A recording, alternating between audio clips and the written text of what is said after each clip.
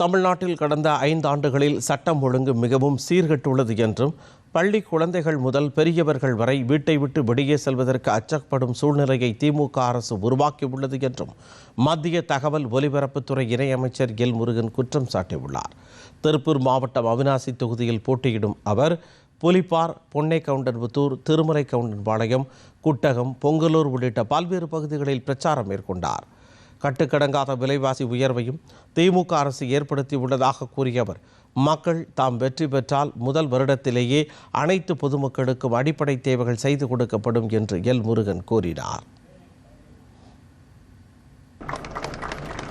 அதேபோல மாதம் ஒவ்வொரு அதே மாதிரி நியாய விலைக்கடை அமைத்து தரப்படும்.